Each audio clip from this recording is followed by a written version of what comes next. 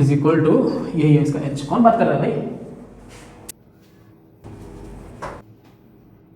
ये ले,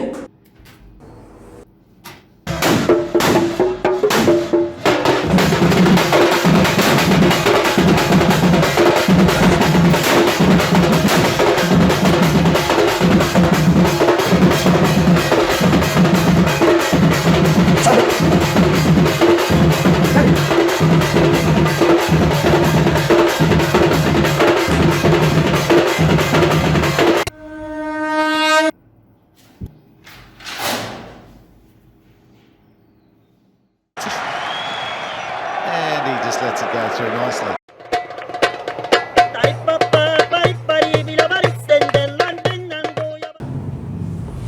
welcome back guys. So we will do approach some questions in surface area volume. This is a question, this is a golf ball, and you know, you must have seen, if you have not seen golf, let me tell you, golf ball में बहुत सारे छोटे छोटे छेद होते हैं to provide it the necessary friction while playing it. So this golf ball has 150 dimples, okay. उसके ऊपर छोटे छोटे हेमिस्फेरिकल, इनको मान लो ये, assume they are hemispherical, ठीक है. So if they are all hemispherical in shape and there are 150 of them, and the diameter of the golf ball is given 4.1 centimeter, the whole diameter is given. So the radius of the ball will become 4.1 by 2, right? कितना आएगा? 2.05 centimetre. Fine, जो भी है. अभी we know the radius of the whole spherical golf ball. We also know the radius of each of these hemispherical dimples to be 2 mm. अब radius of dimples जो है 2 mm है. I need to convert it to some standard units. Follow. So either we can make both of them meter or both of them centimeter or all of them centimeter. Let us go with centimeter. So 2 by 10 cm, which is 0.2 cm. Fine. So the radius of each of these dimples is known, radius of the whole sphere is known. Only thing we are left with is, what is to find out is the total surface area, or how much of this surface is touching the external atmosphere और external air. Fine. सो क्या करें? मैं TSA में बोला था पहले, TSA वो surface होता है जो बाहर की दुनिया से इंटरेक्ट कर रहा है, मतलब जिस पे एयर टच कर रहा है. तो अब इसको सामने से देखो, कहीं से भी देखो, कौन सा सरफेस टच कर रहा है? ये जो सरफेसेस है वो टच कर रहे हैं, ठीक है. और यहाँ पे तो टच नहीं कर रहा, गड्ढा है, लेकिन ये गड्ढे के अंदर वाले सरफेस भी टच कर रहे हैं ना, राइट. अगर इसको मैं फ्रंट व्यू से देखूं तो ऐसे गड्ढे हैं. All these surfaces count. Also the surfaces inside, they also count और not? Do you understand? Try to understand. लेकिन इनसाइड जो सरफेसेस हैं, यहाँ से दिख रहे हैं स्फेरिक, सर्कुलर, ठीक है. वो सर्कुलर है क्या? हेमिस्फेरिकल. कैसे है? Hemispherical, right. ये सर्कुलर नहीं. अगर ये सर्कुलर होता तो ही सबका एरिया क्या होता? पूरा स्फीयर का एरिया ही होता, 4πr². कुछ करने की ज़रूरत भी नहीं. लेकिन ऐसा है नहीं. यहाँ पे देखो ध्यान से, अंदर वाला सरफेस हेमिस्फेरिकल है. तो अगर अंदर वाला सरफेस हेमिस्फेरिकल है और बाहर वाला सरफेस जहाँ से कटाई की गई है वहाँ से बचा हुआ है, सो TSA कितना होगा? कितना होगा? First thing what I will do is to find all those surfaces remaining in between all those spheres के बीच में, सामने भी होगा ना, ये सब जो जगह है, सारे गड्ढों, सारे all the dimples, they are leaving out some spaces of the sphere, वो निकाल लूँगा, ठीक है. हाउ टू फाइंड इट, कैसे निकालें? वो निकालने के लिए बहुत सिंपल है, total surface area of the sphere which is 4 pi r square मतलब स्फीयर का रेडियस, बॉल का 2.05 का square. This is the TSA of the sphere. वहाँ से I will subtract the base of these, ये जो बेस यहाँ पे नहीं है, जो देखो अभी है, गड्ढा करने के बाद चला गया, ठीक है। तो ऑल दिस सर्कुलर रीजन्स जहाँ से काटा गया है, यहाँ पे एक सर्कुलर रीजन होगा कि नहीं, देखो होगा कि नहीं? तो अगर ये सब रीजन चला गया तो ये सब सब्ट्रैक्ट करना पड़ेगा, तो इससे मैं माइनस करूँगा, लेकिन कितने हैं? 150। सो 150 टाइम्स क्या, bases of these dimples, you know the base of the dimples is what, circular, ठीक है। सामने से देखो तो सर्कल, तो circular regions, circular areas 150 times minus होंगे। 150 into pi r square, pi r कितना है, रेडियस ऑफ डिम्पल्स 0.2 cm, ठीक है। ये भी cm में है, ये भी cm में है। आंसर हो गया? नहीं हुआ, क्योंकि ये सब तो चला गया समझ में आया, ये सब रीजन आ गया, लेकिन इसके अंदर जो गड्ढा हुआ, वो जो अंदर वाला रीजन है, ठीक है, ये वाला रीजन, ये वाला रीजन, ये वाला region, these are all curve surfaces of the hemisphere, ये सब नो, वो तो हमने नहीं निकाला, so we have to add it. क्या ऐड करेंगे? द CSA और the curve surfaces of each of these hemispherical dimples which is you know the hemisphere CSA कितना होता है, 2 pi r square, right. So 2 pi r square, radius कितना, same, जितना है डिम्पल का उतना ही, 0.2 स्क्वायर। समझ में आया? सिंपल है। yes, sir. अगर तुम्हें ये कैलकुलेशन मुश्किल लग रहा है तो one thing you can do is, if every term has pi, you can very well take pi common. और कुछ कॉमन है? 4, 2, 150, हाँ 2 भी है, तो चलो 2 पाई कॉमन ले लेते हैं। तो यहाँ क्या बचा, 2 इंटू 2.05 का स्क्वायर, वहाँ क्या बचा, माइनस, यहाँ से 2 गया तो 75, ठीक है, 75 पाई चला गया और 0.2 का स्क्वायर, और यहाँ पे क्या बचा, 2 पाई चला गया तो बस 0.2 का स्क्वायर। अब देखो मुश्किल लग रहा था, थोड़ा सिंपल हो, और सिंपल देखते हैं होता है कि नहीं। यहाँ पे मिटा रहा हूँ, ठीक है, थोड़ा और ट्राई करते हैं। कैलकुलेशन देखो, ऐसे ही सबको बस स्क्वायर करके ऐड करते जाओगे तो गलतियों के चांसेस ज़्यादा हैं।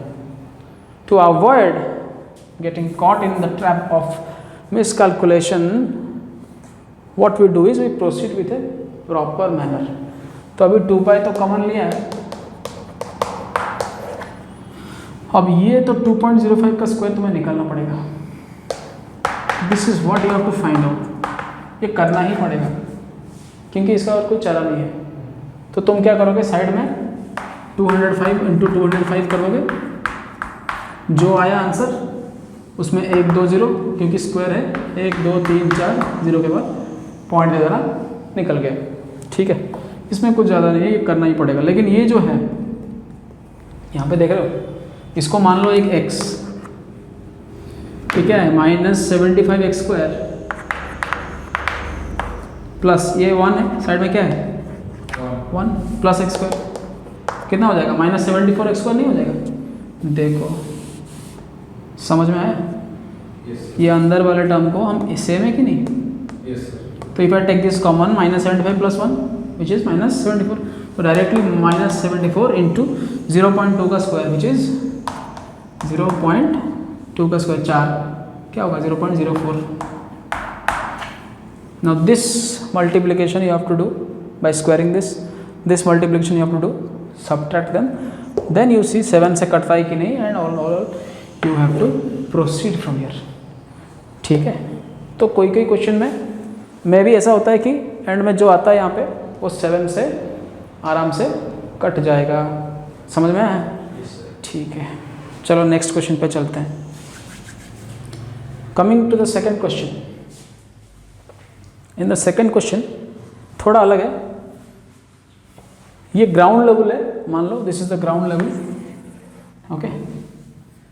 तो यहाँ पे पहले नॉर्मल ग्राउंड था, so what we did is we excavated some amount of soil, ठीक है। यहाँ से डिगिंग करके थोड़ा सा सॉइल सिलिंड्रिकल शेप में निकाल दिए, क्योंकि हमें कुआं बनाना है, we need to build a well, so this is a well, okay, do you understand. So यहाँ से वेल बनाने के लिए डिगिंग के और सिलिंड्रिकल फॉर्म में we took out the soil, और जितना सॉइल निकाले उतने सॉइल से उसके चारों तरफ एक कॉन्सेंट्रिक एम्बैंकमेंट बनाए। What is an embankment? जहाँ पे ये आदमी बैठा है उसी को बोलते हैं एम्बैंकमेंट, मीन्स एक बाउंड्री, ए सिटिंग प्लेस, राइट। सो ये चारों तरफ एक जगह कॉन्सेंट्रिकली बनाया गया वेल को लेके। तुमने देखा होगा गांव में ऐसे वेल के चारों तरफ होता है ना बाउंड्री, देखे हो क्या नहीं? बॉल वॉल कुएं के अंदर गिरता है, क्या करते हो? एम्बैंकमेंट में खड़े होते हो ना, पहले देखते हो। ऐसा कभी कुआं देखा है चलते चलते जा रहा है और नीचे कुआं है, कुछ नहीं देखा है क्या? नहीं होता, क्योंकि उसमें कोई भी गिर जाएगा, इसीलिए एक ऐसा बॉर्डर करते हैं so that it protects you. So this is called an embankment. इसी चीज़ को हमने बनाया, जितने वॉल्यूम ऑफ सॉइल निकाला उसी से बनाया। That means the volume of soil you dug out must be equal to volume of the embankment. Yes, sir. When you look at the embankment from the top, ऊपर से देखोगे तो कैसा दिखेगा? ये मान लो कुआं है, ऐसा नहीं दिखेगा। Looking from top it will look like this. अंदर पानी होगा, ये वाला पानी अंदर होगा, बहुत दूर होगा, लेकिन चारों तरफ एक थिकनेस यहाँ पे जो 3 मीटर है का एक बॉर्डर होगा। This is like counter concentric circles, और this is uniform cross section also. I told you in last class this cross section is, कहाँ इसे भी काटोगे तो क्रॉस सेक्शन सेम रहेगा कि नहीं? सेम रहेगा। और यूनिफॉर्म क्रॉस सेक्शन में क्या होता है? Volume, area of the base into the corresponding height. तो क्योंकि यूनिफॉर्म क्रॉस सेक्शन का है तो इसका एरिया जो तुम्हें पता है pi r square minus r square into height होता है, ठीक है। अब अंदर वाला रेडियस, कुएं का रेडियस जो नीचे है वही ऊपर है, वो दे दिया है तुम्हें 4, मतलब ये मिल गया 4, ठीक है। अब बाहर वाला रेडियस कितना होगा? 4 + 3। Do you understand? ये 4 है तो 4 + 3, यहाँ पे 3 बड़ा दिख रहा है, don't mind it. So considering it as 4 + 3, this will become 7, right. So pi r square minus r square area of the base, ये वाला पार्ट, ठीक है, ये है pi r square minus r square into its height. Uniform cross section है इसीलिए ऐसा कर पा रहे हैं। तो into its height gives the volume of soil used here, and that soil has been dug out from where? From this well only, जो कि एक सिलेंडर है। ये तो सिलेंडर है ना, वेल। तो सिलेंडर का वॉल्यूम पता है pi r square H, radius of the cylinder 4 into height of the cylinder 14, सब कुछ दिया हुआ है। देखो क्वेश्चन ऐसे बच्चों वाले हो सकते हैं, पढ़ के कंफ्यूज होते हो, नहीं थोड़ा देखो तो। सो अगर ऐसा है, एक और चीज़ यहाँ पे, कभी भी वॉल्यूम इक्वेट के क्वेश्चन में मैंने बार बार बोला है, फाइंड आउट मत करो, write it down, this is equal to that, so that क्या होगा? दोनों तरफ से इक्वल टर्म्स कैंसिल हो जाएंगे। So the H here which is the height of the embankment can be found out by 14 into 4 square which is 16 upon 7 square minus 4 square which is 49 minus 16, जो भी है तुम्हें निकाल सकते हो। पहले इसको मल्टीप्लाई करो और इसको माइनस करो। तो if you proceed like this, even this question carrying 3 marks और 4 marks can be done in seconds. क्या किया हमने? वॉल्यूम ऑफ द सॉइल निकाला, वॉल्यूम ऑफ द एम्बैंकमेंट निकाला और इक्वेट किया। अच्छा, यही एम्बैंकमेंट अगर ऐसा होता क्यूबॉइडल, तो क्या करते हैं? तो ये निकालते एरिया, समझ में आया? समझ में आ रहा है? Yes, sir. इसको निकालने के लिए कैसे करेंगे? मैं ये बाहर वाला LB से भीतर वाला LB, लेंथ दोनों रेक्टेंगल है ना, तो ये मान लो ऐसा नहीं है और ऐसा है। अभी मैं बना के दिखाता हूँ, इस आदमी को मिटाना पड़ेगा। If suppose this is cuboidal, then ये अंदर का लेंथ ब्रेड्थ है रेक्टेंगुलर और बाहर का लेंथ ब्रेड्थ है rectangular. So area of the base तुम निकाल सकते हो इसका, बाहर वाला एरिया माइनस भीतर वाला area, length breadth rectangle minus inner rectangle निकाल लोगे, जो भी आएगा ये एरिया जो भी आएगा इनटू हाइट।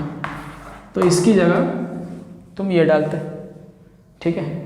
सो कैसा भी एम्बैंकमेंट हो, कोई भी शेप का, उसका अगर यूनिफॉर्म क्रॉस सेक्शन है, you can put its area of the base into height is equal to the soil dug out. ये एक दूसरे टाइप का क्वेश्चन है, ठीक है।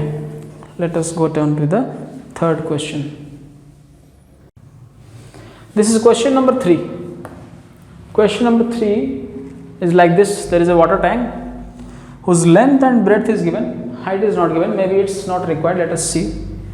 And persons are, you can see, they're jumping. 500 people are taking a dip inside the water tank. पानी का level पता नहीं, मान लो यहाँ पे है, कुछ भी हो सकता है, फुल नहीं है यहाँ पे कहीं पे। And each person is displacing on an average 0.04 metre cube of volume.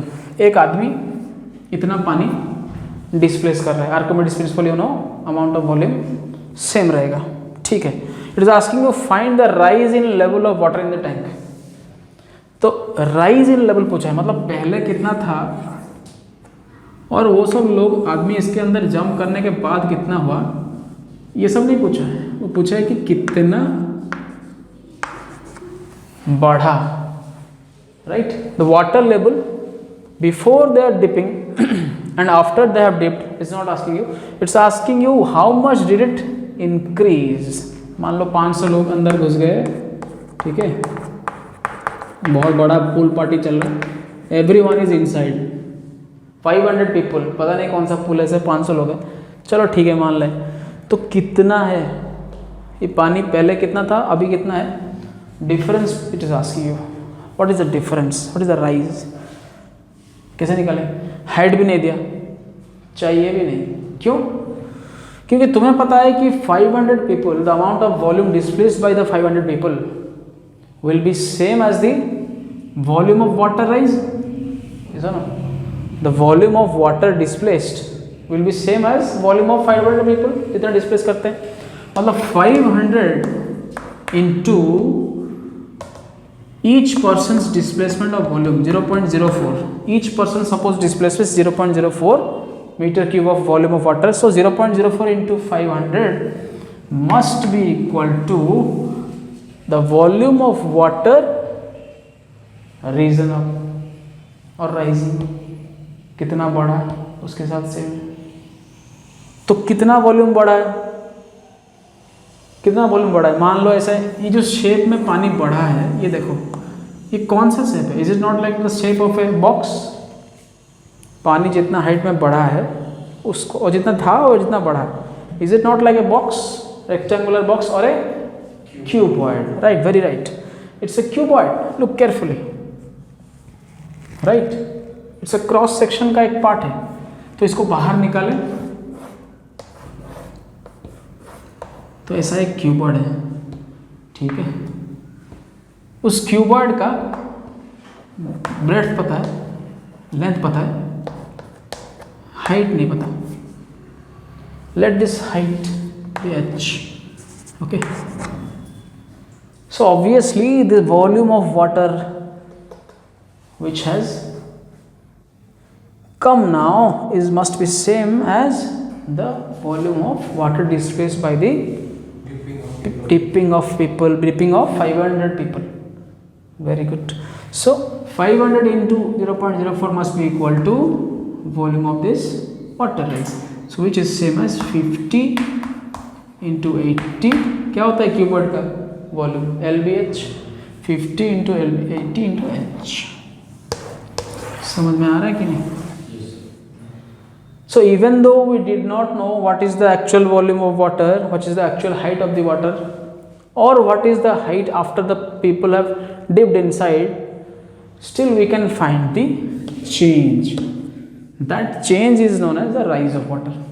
वो निकाल सकते हैं, क्योंकि जितना वॉल्यूम में चेंज हुआ वो itself it is a cuboid. ठीक है. सो ऐसे सोच के क्वेश्चन सॉल्व करो, और if you have any doubts you can ask me. Okay, so I hope it helps you.